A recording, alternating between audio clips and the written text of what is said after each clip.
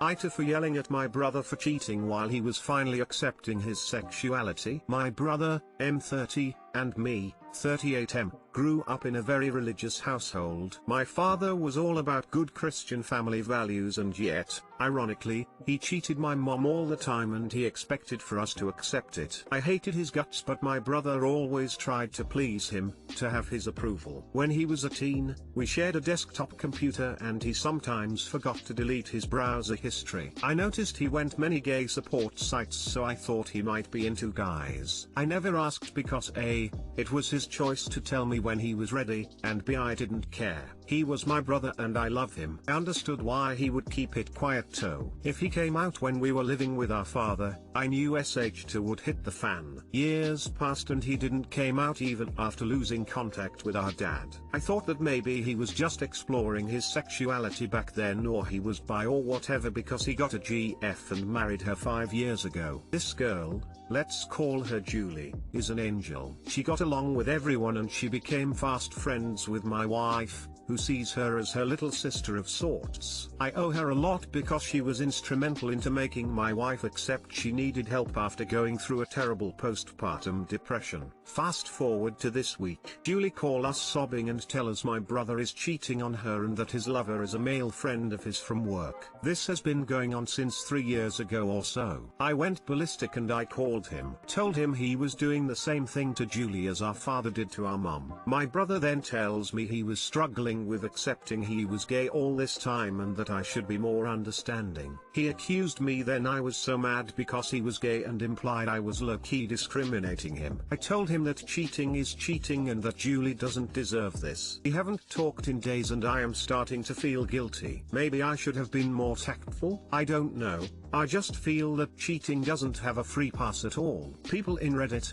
AITA update, I sent him a lengthy email talking about how I suspected he was gay all this time and that I was sorry he felt he couldn't trust me. I explained to him I didn't care about his sexual orientation and that if I was mad, it's because he cheated, nothing else. I told him I thought that his behavior toward Julie was reprehensible, not his preferences. I said he needed to apologize and the responsible of his actions. Maybe go to counseling with her so she could get closure. I don't know. Whatever he can do some good to her, it will be the right thing to do at this point. Edit to update and to clarify context about our living situation during the whole computer situation when he was a teen. NTA. My uncle did this to my aunt. Once they separated, he moved his boyfriend into the house they were still sharing because my uncle's spending had made them land rich and money poor. My uncle is an asshole. Not because he's gay, but because he cheated on his wife for years instead of filing for divorce and expected everyone to be cool with it because he was finally embracing his sexuality. NTA, as you said, cheating is cheating.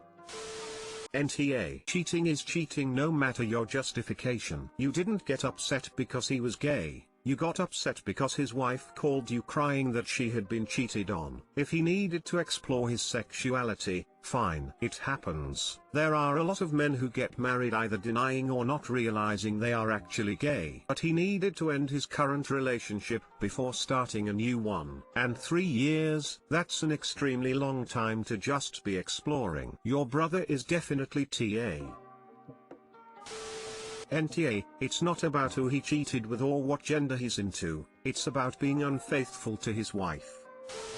AITA for not wanting to be in a child's life that I gave birth to. Background: my best friends couldn't have children, the risk of her death was too high and she already was having fertility problems. So long story short, I agreed to be her family surrogate mostly due to the fact that she was my best friend. I cannot stand her husband too. The only reason I did this was for her. So I became pregnant with their child and everything went smoothly. There was a contract in place that I wouldn't be financially responsible for the kid and so on. It was a pretty standard contract. Well, that was 6 years ago and my best friend died. Due to the 2020 plague, I wasn't able to attend her funeral. Her husband has been calling me recently that I should step up as the kid's mother because I did give birth to her. He keeps calling that I need to be in his daughter's life. After declining multiple times, I finally told him that kid isn't mine even though I gave birth to her. That I have no obligation to do jack shit and that I'm not going to replace my best friend as her mother. He called me an asshole and going to get his lawyer involved. So AITA.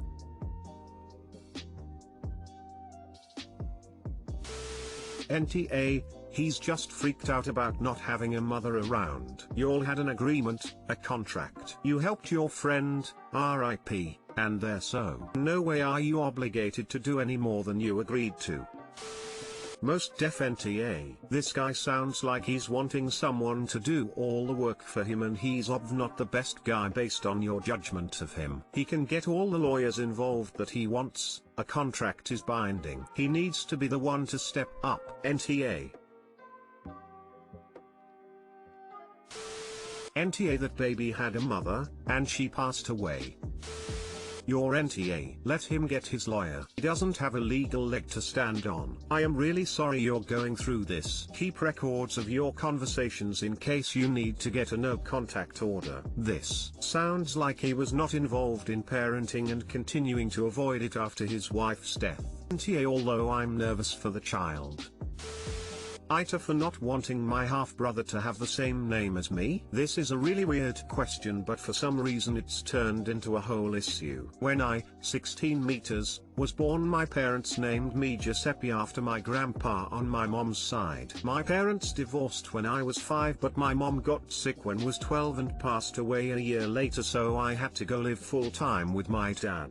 2 years ago my dad started dating Kaylee until they got married. I'm not close with Kaylee, but that's not cause we don't like each other. We just don't talk a lot and I'm always staying with my grandma or uncle on my mom's side when I'm not at my dad's. They found out they're pregnant months ago and also learned it's a boy. Ever since, Kaylee keeps saying she also wants her son to be named Giuseppe cause she likes the name so much and how it sounds. I straight up told her that's my name and would be weird having my half-bro having the exact same name as me. Kaylee said it wasn't weird at all and I don't own the name so I can't say it's mine. She seemed really mad that I called it weird and said I should get used to it because that's the name they're deciding on. My dad backed her up at first, but we talked a little more. I just told him it didn't feel right for us two to have the exact same name and maybe that could be a middle name or something if she likes it so much. He talked to Kaylee about changing it as a middle name so the first name can be something else, but she just got more mad. Now she says I'm ruining this whole experience by making a big deal over a name. My dad is in the middle. He's willing to back me up and not let Kaylee name their baby that, but says I should just let it go. My uncle, dad's brother, and some of my friends agree it's weird, but Kaylee is being super cold, so I'd if I'm wrong here. AITA?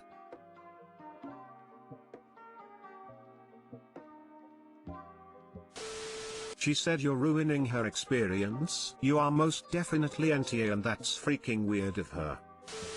NTA. It's not like she's naming the baby after the father, she is using the name your father, her spouse, picked for you. Kids aren't pets that you get to reuse names with. It's still weird with pets, unless it's like an ant farm or something.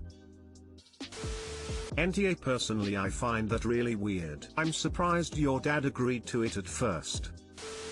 NTA, it is weird for a father to have two sons with the same name unless IT has a special meaning to him. This time the name is special as it is your maternal grandfather's. Is your name special to your stepmother at all? Otherwise people may assume she is also naming her son after your maternal grandfather. You have expressed your displeasure of sharing your name with your brother. I suggest a tactic of ensuring your name is associated with you. If you are called a nickname, I suggest insisting you are called by your full name from now on. I'm not sure how often you see your dad and stepmom, but perhaps you can speak to them more often. Perhaps by saturation, she will become less enamored with using your name. Otherwise, if she does choose your name, perhaps ask your dad what he plans to call the baby. I can't imagine it would be easy for him to call both sons by the same name. Perhaps your brother can be called the anglicized version, Joe/Joseph. I always go by my full name and I live with them. Just spend some days with my mom's family. My dad already talked to her about maybe giving the baby a name similar to that, but she wants to keep it as Giuseppe.